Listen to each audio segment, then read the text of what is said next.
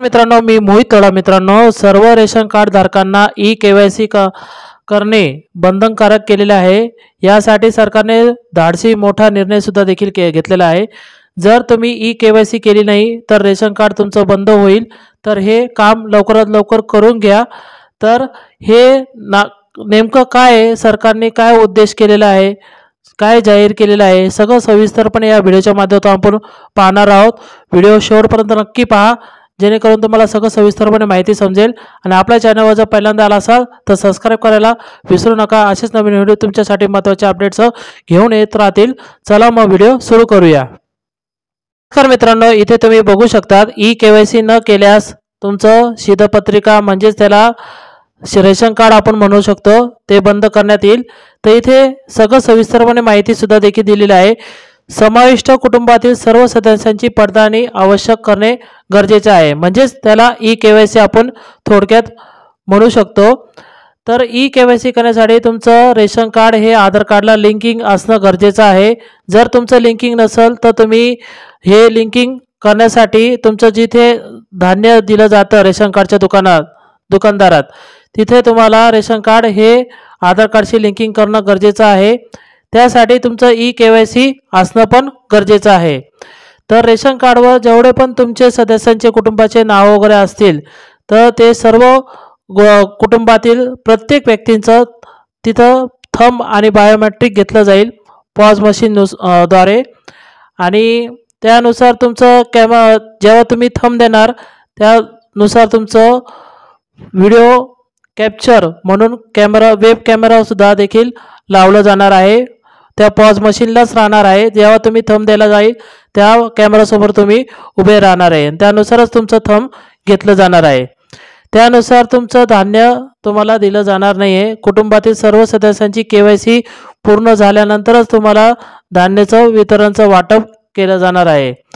जर हे तुम्ही ई-केवायसी केली नाही तर तुमचं रेशन कार्डमध्ये जे काही हॉस्पिटलची जी काही सुविधा आहे ते तुम्हाला सुद्धा प्राप्त होणार नाही. आणि रेशन कार्डमध्ये जे काही नवीन नवीन स्कीम निघतात त्यासाठी तुम्हाला पण बेनिफिट घेता येणार नाही. तर तुम्ही हे 30 सप्टेंबरपर्यंत मुदत आहे याची. 30 सप्टेंबरच्या अगोदरच तुम्ही हे काम करणं गरजेचं आहे.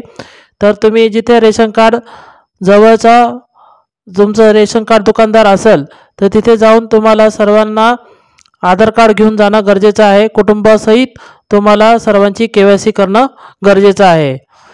तर हे महत्त्वाचं सूचना काय आहे आणि शासनाचा काय निर्णय हे वर्तमानपत्र सुद्धा देखील जाहीर केलेलं आहे. केंद्र सरकारने शिधापत्रिकेवर वितरित केल्या जाणाऱ्या धान्य वितरणाच्या लाभार्थीची माहिती अद्ययावत करण्यासाठी ई-केवायसी पडताळणी प्रक्रिया गेल्या महिन्यात पूर्ण करण्याचे निर्देश दिले होते. मात्र लोकसभा निवडणुकीच्या घामघुमीत मागे पडलेले हे काम जलद गतीने पूर्ण करण्याच्या सूचना स्वस्त धान्य दुकानदारांना करण्यात आल्या आहेत. तर शिधापत्रिकेत नाव असलेल्या कुटुंबातील सदस्यांची ई-केवायसी पडताळणी प्रक्रिया पूर्ण न केल्यास हे काम मागे पडले. आता नाशिक जिल्हा अधिकारी कार्यालयाकडून सर्व तालुक्यातील पुरवठा निरीक्षकांना ई-केवायसी संदर्भात नव्याने निर्देशन देण्यात आले आहेत. आणि ई-केवायसी पडताळणीची मोहीम तातडीने पूर्ण करावी, त्याचा अहवाल शासनाच्या पोर्टलवर अपलोड करावा.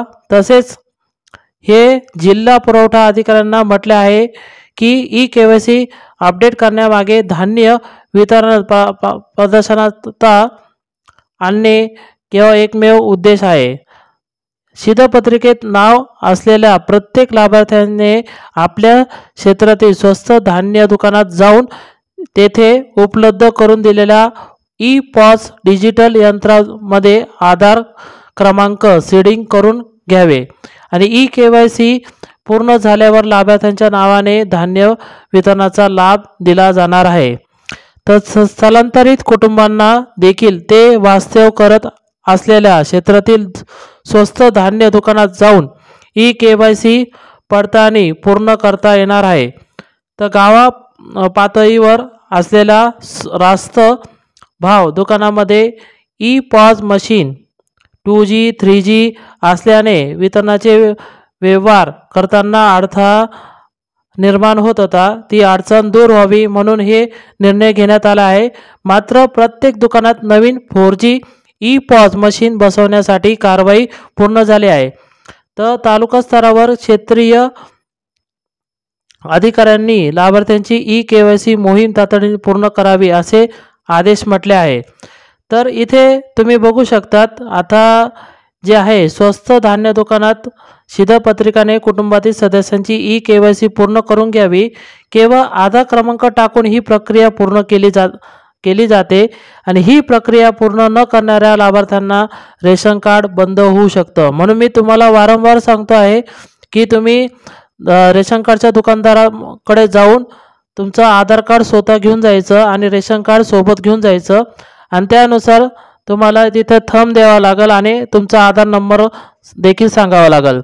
जर थंब तुमचं ॲक्टिवेशन होत नसेल तर तुम्ही आधार कार्डला जर मोबाईल नंबर लिंक केलेला असेल तो मोबाईल नंबरवर OTP देऊन सुद्धा देखील तुम्ही तुमचं ई-KYC सुद्धा देखील करू शकतात।